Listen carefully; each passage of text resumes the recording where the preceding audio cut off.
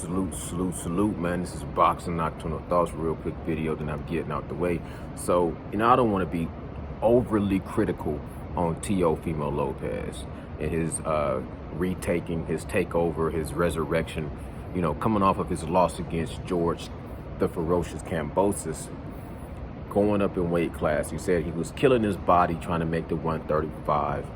You know what I'm saying? He went up to 140. He had his debut against Pedro Campo, and he knocked him out, I believe, in the 7th round. And I don't want to be overly critical. This is what I don't want to do. I don't want to just plug in Josh Taylor, Regis Prograis, Gary Anton Russell Jr., and Jose Ramirez, and just say, yeah, he looked good against Pedro, but these guys, they have beat him easy. He didn't look good enough. I don't want to do that. You know what I'm saying? The same thing with Danny Garcia. Danny Garcia wins against Jose Benavidez when he goes up to 154. And the first thing I think and what people think is, oh yeah, but he wouldn't be able to look like that against a Tony Harrison or Jamel Charlo. That's just boxing. That's a boxing state of mind. I get it. You know what I'm saying? I'm not knocking it. I'm just looking at this fighter, Teofimo Lopez. He had a career high win when he fought against Vasily Lomachenko. Turns around and comes off of a career loss against George, the ferocious Kambosos. I don't think he really dealt with his loss the correct way, but at the end of the day, you know what I'm saying, he still was able to come back, make adjustments, go up in weight class, and put on a performance where he did get a knockout. That's one step in the right direction. You know what I'm saying?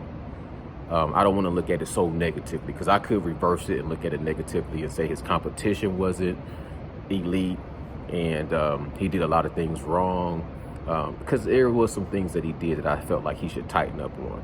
And I think a lot of it mentally and physically, for him to get loose and get into his swag and get into his abilities. Sometimes to me, he has to go so far away from the basics and the fundamentals, and he starts to do things a little bit more overly exaggerated, to the point where I feel like in tougher fights, it's going to cost him. You know what I'm saying?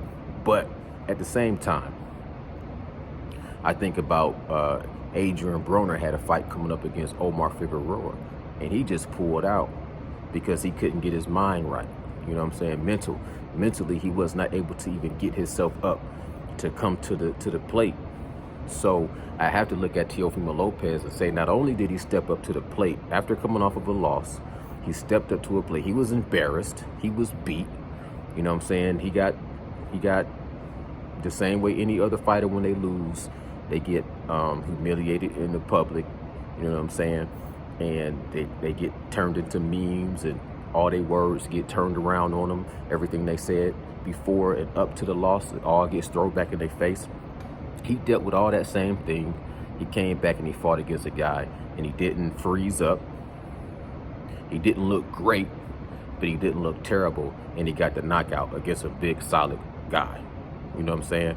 So I give him his credit for being able to get back on the saddle, get back in the race, and not freeze up, and not let all the adversity smother him and deflate him and bury him.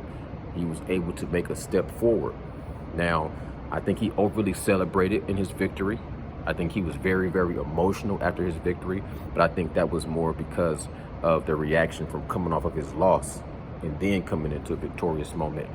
It's a lot of emotions involved, as far as it's okay for a man to celebrate his victory when he know everything he didn't have to go through to get there.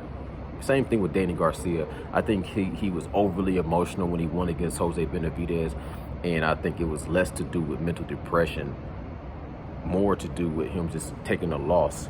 But then, you know what I'm saying, one step at a time, one day at a time, one punch at a time, getting his way back into a position to win against Jose Benavidez. And when he won, it was just very emotional. You know what I'm saying? So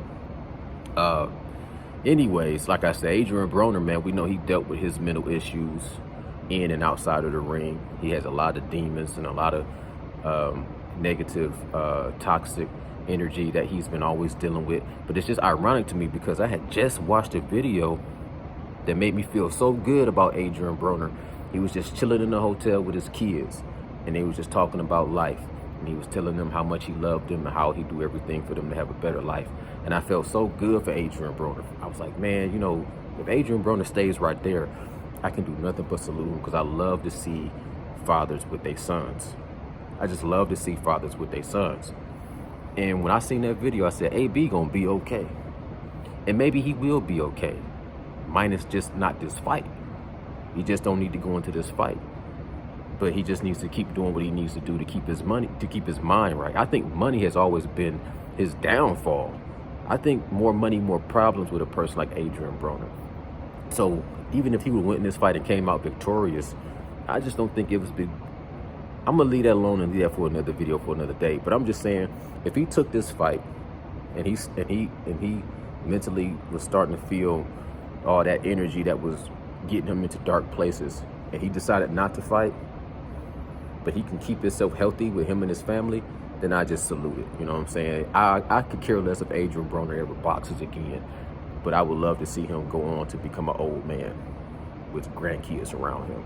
He might have already got some grandkids, but you know what I'm saying? He's only 30-something years old, but I wouldn't be surprised if he already had a grandkid out there. But his kids, his boys look big. But I'm just saying this. I'd rather see Adrian Broner get old and be a happy old man versus him destroying himself for money or for fame or for even a boxing legacy. You know, boxing legacy is overrated when it comes to the legacy of being a father. Period, point blank. So anyways, Teofimo Lopez, I give him his credit for coming back, knocking this guy out. This guy really wasn't a tremendous threat, but he did have some power. He did have a size advantage.